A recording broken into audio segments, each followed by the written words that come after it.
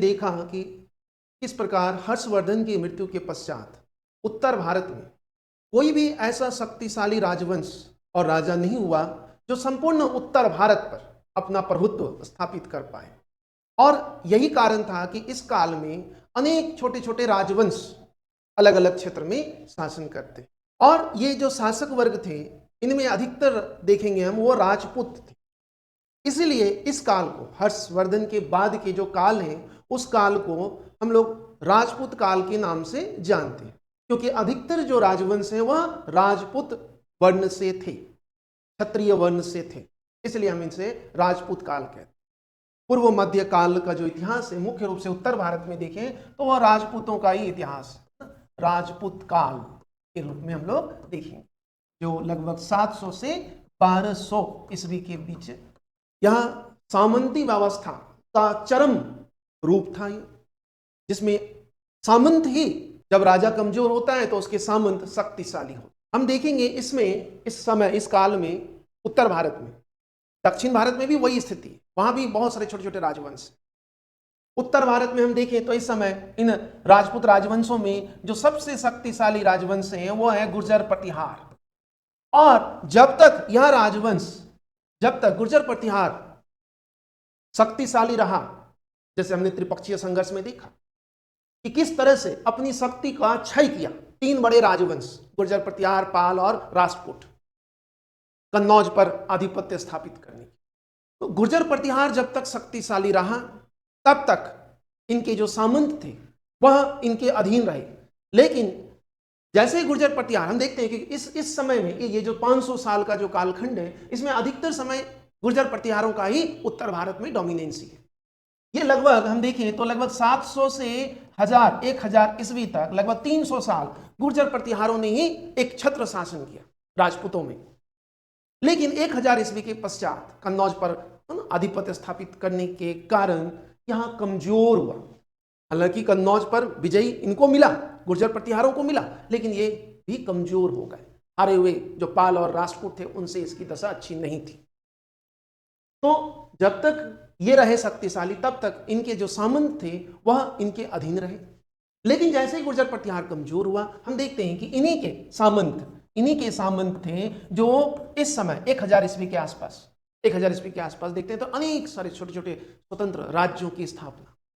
और वो सामंत कौन थे इनके? तो वो राजपूत थे। तो पहला जो अधिकतर समय इस कालखंड में देखते हैं तो वो गुर्जर प्रतिहारों ने शासन किया, और फिर बाद में जैसे ये कमजोर हुआ तो इनके सामंत जैसे चौहान, ये अजमेर क्षेत्र में, ठीक है, फिर चालुक्य गुजरात क्षेत्र में, गुहिल मेवाड़ क्षेत्र में, परमार मालवा, चंदेल बुंदेलखंड क्षेत्र में,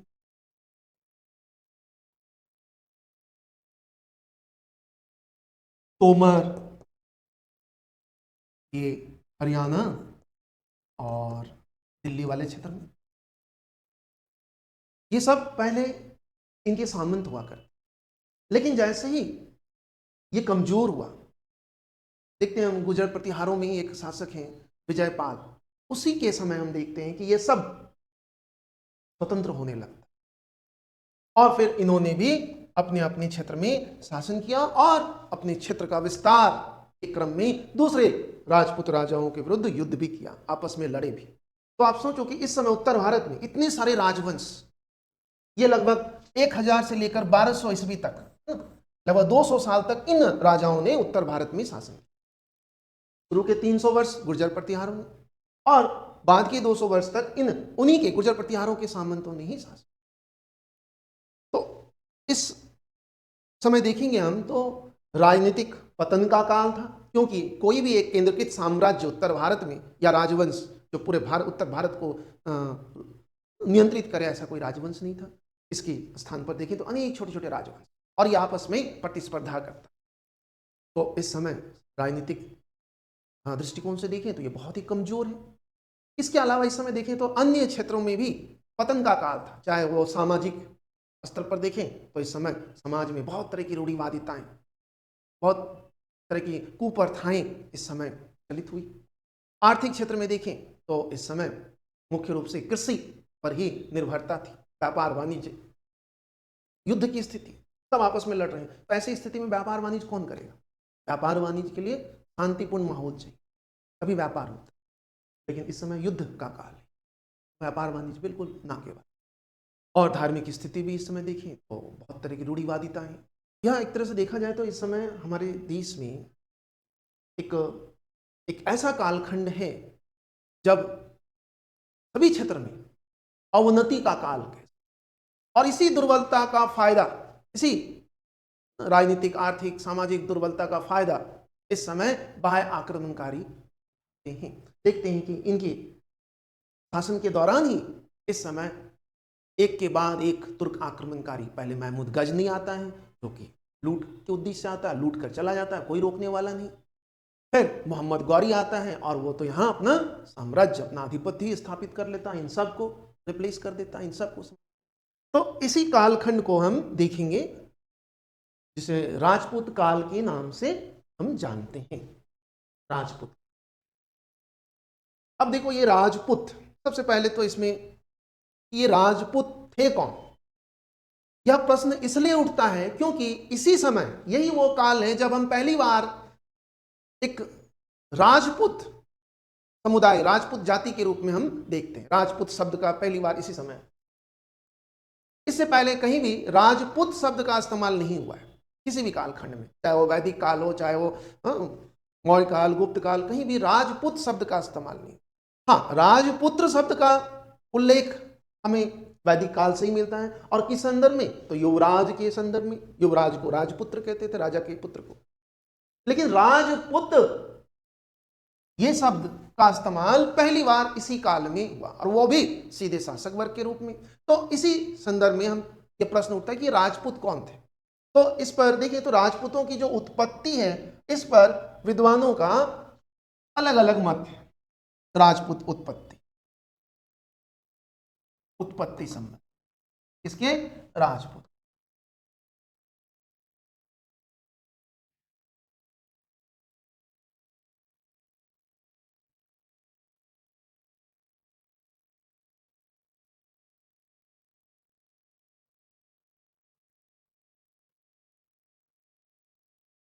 इस पर विद्वानों में काफी मतभेद है, कई प्रकार के यहाँ थ्योरी है कि राजपूतों की उत्पत्ति कैसे हुई। यह सब सवाल इसलिए उठता है क्योंकि इससे पहले मैंने बताया, इससे पहले राजपूत शब्द का इस्तेमाल, तो इसी संदर्भ में कि राजपूतों की उत्पत्ति कैसे हुई है, तो इस पर तीन तरह के सिद्धांत हैं। एक तो कि अग्निकुंड सिद्धांत, अग्निकुंड,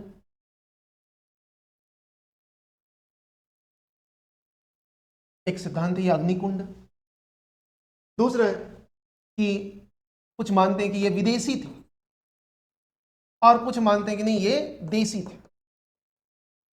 तो ये तीन तरह के मत है उत्पत्ति संबंध।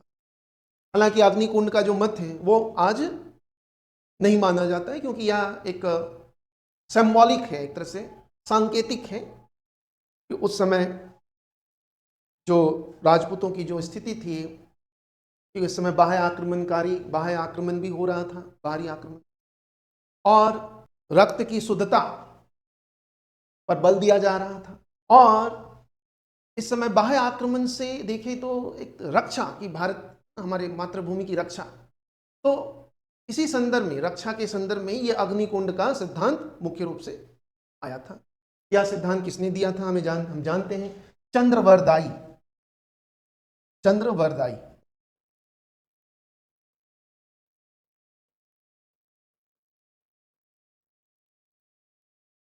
इन्हीं की पुस्तक है पृथ्वीराज रासो। चंद्रवरदाई की पुस्तक पृथ्वीराज रासो।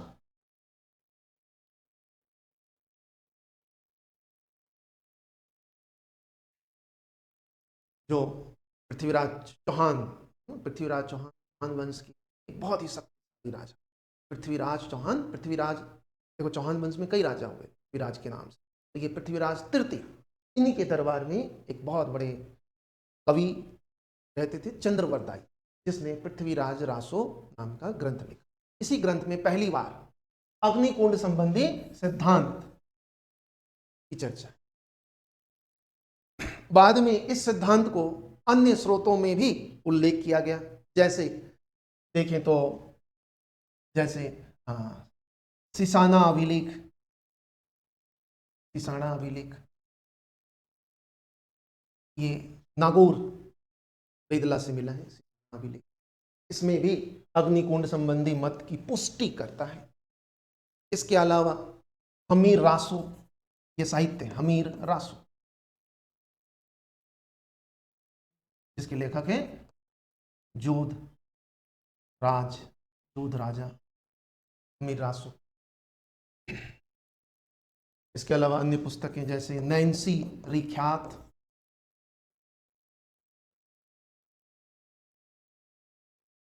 मनोत नैन्सी की पुस्तक नैन्सी रिख्यात, नव सहसांग चरित्र,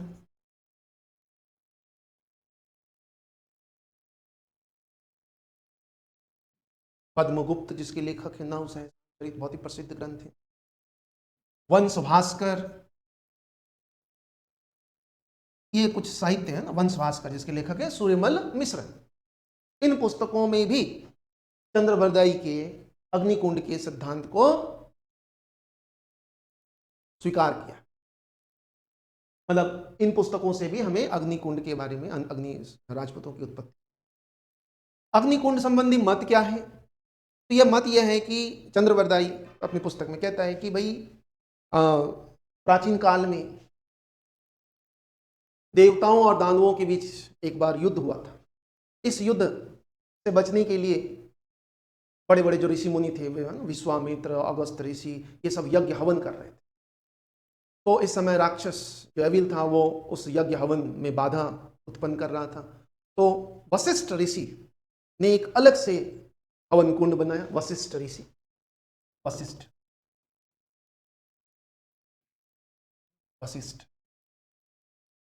ऋषि वशिष्ठ ने एक अलग से हवन कुंड बनाया, ये अग्निकुंड। और इसी अग्निकुंड से 4 योद्धा हुए थे। गुर्जर प्रतिहार, परमार, फिर चालुक्य, ये 3 हुए। लेकिन तीनों से भी नहीं संभल पाया, तो फिर एक और चौहान, अंतिम में चौहान। ये 4 योद्धा निकले। मतलब अग्निकुंड से ये 4 ही राजपूत योद्धा उद्भव हुआ। और फिर इन चारों राजपूत योद्धाओं ने उस यज्ञ को, जो बड़े ऋषि मुनि लोग कर रहे थे देवताओं की रक्षा, यहाँ देवता का मतलब देखिए तो सिर्फ समझो ये सिंबॉलिक है। यहाँ देवता का मतलब भारत, और एविल का मतलब यहाँ आक्रमणकारी। ठीक है, तो ये एक सिंबॉलिक है। इस पर इसको इस तरह से ना समझें कि ऐसे कैसे हो सकता है, तो ये सांकेतिक है। तो ये 4 योद्धा हुए, और इन 4 योद्धाओं की जिम्मेदारी थी बाह्य आक्रमणकारियों से भारतवर्ष की रक्षा, अर्थात देवता दानव। तो ये अग्निकुंड संबंधी सिद्धांत, ये 4 राजपूत, प्रतिहार, परमार, है ना, 2 पी और 2 सी, प्रतिहार, परमार, चौहान, चालुक्य, ये 4 मुख्य रूप से अग्निकुंड से। फिर बाकी जितने भी हुए अन्य राजपूत, ऐसे राजपूतों में देखेंगे विभिन्न साहित्यों से पता चलता है कि ये 36 जातियां राजपूत, 36 कुल जातियां में 4 तो ये थे। फिर बाकी जो है इन्हीं के से उद्भव हुआ समान। तो अग्निकुंड संबंधी यह सिद्धांत, ये ध्यान रखना, इनकी पुष्टि कौन कौन करता है। तो सिसाना अभिलेख जो नागौर वेदला से मिला है, हमीर रासो, नैन्सी रिख्यात, मनोत नैन्सी की पुस्तक है, नव सहसांग चरित्र पद्मगुप्त, परिमल पद्मगुप्त का पुस्तक है, और वंश भास्कर सूर्यमल मिश्रण की। इनसे हमें अग्निकुंड। दूसरा जो मत है वो आधुनिक काल में जब ब्रिटिशर्स आए तो उन्होंने भी राजपूतों के उद्भव संबंधी मत दिया। अधिकतर विदेशी ब्रिटिशर्स थे, विदेशी उत्पत्ति संबंधी मत।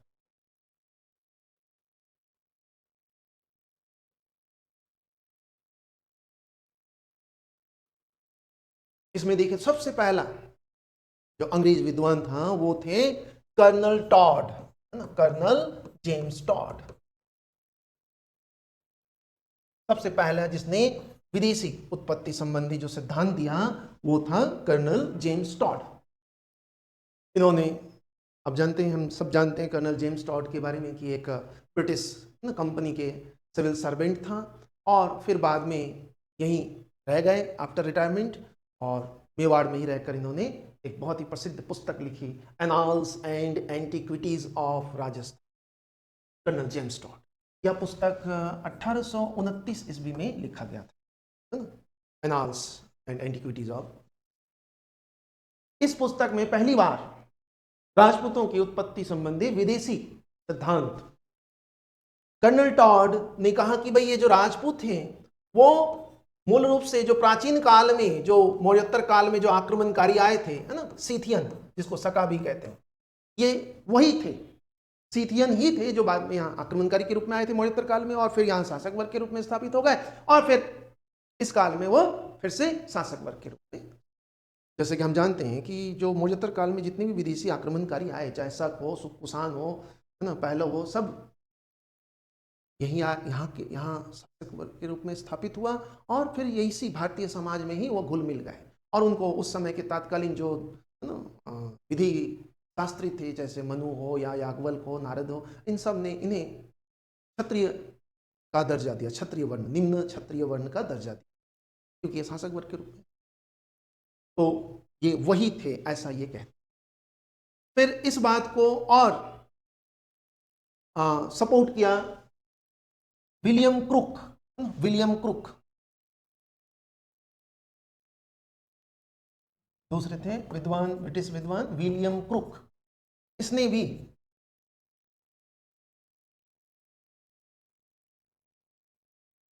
माना कि ये शक ही थे, विलियम क्रुक, शक, इन्होंने भी माना। फिर एक और विद्वान हुए V.A. Smith, Vincent author Smith, इन्होंने भी कहा कि ये तो शक और सीथियन, इन्होंने भी कहा कि ये शक है। नेक्स्ट देखें तो एक और विद्वान है कनिंघम, अलेक्जेंडर कनिंघम, इन्होंने भी कहा कि भाई ये तो विदेशी ही थे, और ये इससे इनको जोड़ा राजपूतों को, कहा कि ये तो यूची जनजाति, जो बाद में हमारे यहाँ ना कुषाण शासक के रूप में, तो कुषाणों के रूप में कहा कि ये कुषाण थे। फिर एक और है विदेशी विद्वान कैम्पबल,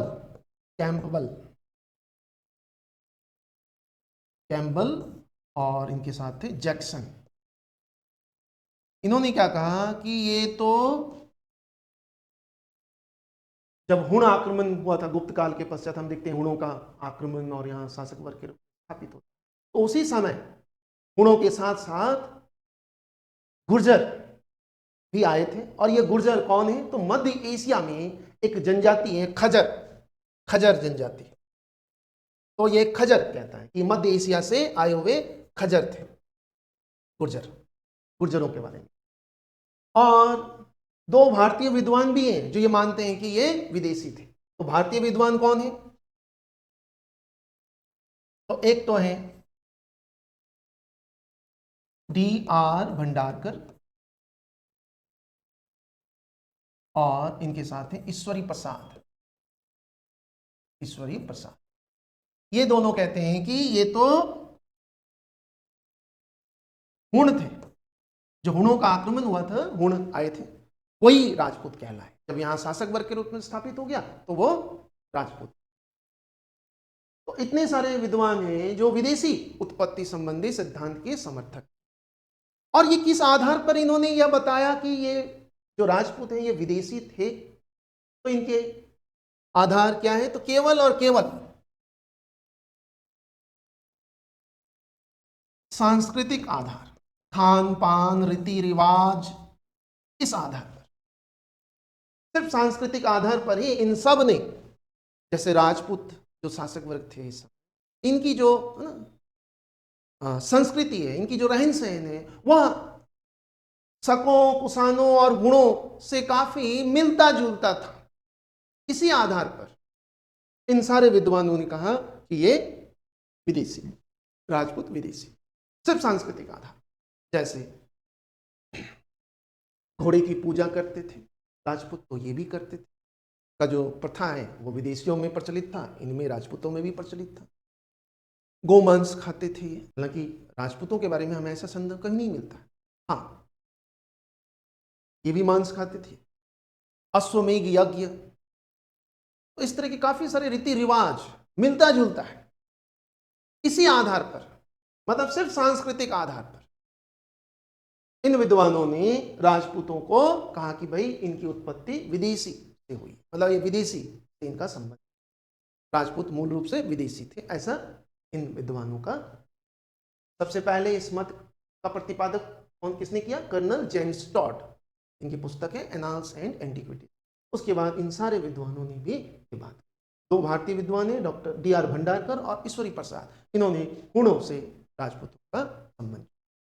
और दूसरा जो देसी उत्पत्ति संबंधी मत देखते हैं, देसी उत्पत्ति, उसमें एक तो हमने देखा अग्निकुंड से देसी उत्पत्ति के मत के जो समर्थक हैं, जैसे गौरी शंकर हीराचंद ओझा हैं, दशरथ शर्मा हैं, गोपीनाथ हैं, इन सब ने कहा कि नहीं, ये मूल रूप से भारतीय हैं राजपूत, और प्राचीन काल से, वैदिक काल से ही इनके बारे में यह एक शासक वर्ग के रूप में स्थापित रहे। इस काल में देखेंगे तो जो गौरी शंकर, बहुत बड़े इतिहासकार हैं राजस्थान, गौरी शंकर हीराचंद ओझा, हीराचंद ओझा, ये तो कहते हैं कि भाई ये राजपूत जो हैं वो क्षत्रिय थे, क्षत्रिय, ठीक। गौरी शंकर हीराचंद बहुत बड़े इतिहासकार हैं, राजस्थान के ही हैं। दूसरे विद्वान थे दशरथ शर्मा, दशरथ शर्मा, ये सब आधुनिक काल के इतिहासकार हैं। दशरथ शर्मा, इनकी भी बहुत प्रसिद्ध पुस्तक है, इनकी पुस्तक राजस्थान थ्रू द एजेस, इनकी पुस्तक। इस पुस्तक में वो कहते हैं कि ये राजपूत जो हैं वो कौन है? ब्राह्मण है, इन्होंने ब्राह्मण से इनको जोड़ा। हमें बिजोलिया अभिलेख है ना, जो बिजोलिया अभिलेख है, बिजोलिया अभिलेख, इससे भी हमें पता चलता है कि ये जो राजपूत थे चौहान, बिजोलिया अभिलेख, मुख्य रूप से ये अभिलेख किसके हैं? चौहानों के अभिलेख हैं। बिजोलिया अर्थात भीलवाड़ा से हमें यह मिला है। तो कोई सूर्यवंशी अपने आप को कहते हैं, कोई चंद्रवंशी कहते हैं, ये क्या कंसेप्ट है? तो देखो कि ये एक्चुअली रामायण और महाभारत से ये अपने आप को जोड़ते हैं और कहते हैं कि जैसे मनु है ना, मनु से अपने आप को जोड़ते हैं। मनु, हिंदू धर्म की मान्यता के अनुसार मनु सबसे पहले आए थे। तो मनु के दो बच्चे थे, एक थे इक्ष्वाकु, एक थे इक्ष्वाकु, ठीक, इक्ष्वाकु, और दूसरे थे इला, इला, ये मनु के पुत्र और पुत्री। तो कुछ राजपूत इक्ष्वाकु से अपने आप को जोड़ते हैं कि हमारे पूर्वज इक्ष्वाकु थे, और कुछ राजपूत राजवंश इला से अपने आप को संबद्ध करते। इला अर्थात चंद्रवंशी, जो इला से अपने आप को संबंध जोड़ते हैं वो चंद्रवंशी, और जो इक्ष्वाकु से अपना संबंध जोड़ते हैं वो हो गए सूर्यवंशी, वो कहलाए सूर्यवंशी। मूल रूप से देखें तो राम है ना, रामायण से जो अपने आप को जोड़ते हैं वो हो गए सूर्यवंशी, और महाभारत से जो अपने आप को जोड़ते हैं वो हो गए चंद्रवंशी। तो इस संदर्भ में देखें तो जैसे चौहान अपने आप को सूर्यवंशी कहता है, गुहिल ये भी सूर्यवंशी है, गुहिला। राठौर जो बाद में देखते हैं राठौर, ये भी सूर्यवंशी है। तो ऐसे बहुत सारे, कछवाहा ये भी सूर्यवंशी है। इधर इला में देखें तो चंदेल, चंदेल राजवंश जो बुंदेलखंड में, वो अपने आप को चंद्रवंशी कहता है। फिर जैसलमेर क्षेत्र में भाटी, ये भी अपने आप को सूर्यवंशी कहते हैं। इधर अलवर भरतपुर क्षेत्र में यादव, ये भी अपने आप को चंद्रवंशी कहते हैं। तोमर, चालुक्य, ये सब अपने आप को चंद्रवंशी से, मतलब इला से, मनु की पुत्री इला से अपना संबंध। तो सूर्यवंशी और चंद्रवंशी का भी ये कंसेप्ट है। इला चंद्रवंशी जो महाभारत से संबंध करते, और सूर्यवंशी है ना, इक्ष्वाकु, रामायण से, रामायण के वंशज भी इक्ष्वाकु के वंशज है राम। ये तो ये भी एक सिद्धांत है। तो कुल मिलाकर देखें तो ये राजपूत जो हैं वो मूलतः भारतीय ही थे, मूल रूप से यहीं के थे। और ये प्रश्न जो उठता है कि ये विदेशी थे या कौन थे, तो एक्चुअली में ये इस संदर्भ में कि ये इसी समय हम देखते हैं 700 से 1200 के बीच में अधिकतर राजपूत। तो ये अचानक कहाँ से, इसी पर भाई पहले तो ये राजपूत नहीं थे, पहले तो इस तरह की राज जाति का चर्चा नहीं मिलता है क्षत्रियों में, इस समय कहाँ से, इसी आधार पर इस की बातें हुई है। लेकिन मूल रूप से देखा जाए तो ये, तो अब हमारा अगला ने देखा कि राजपूत कौन थे। अब हम देखेंगे सबसे बड़ा जो राजपूत राजवंश है, डायनेस्टी, वो है गुर्जर प्रतिहार। गुर्जर प्रतिहार में अब हम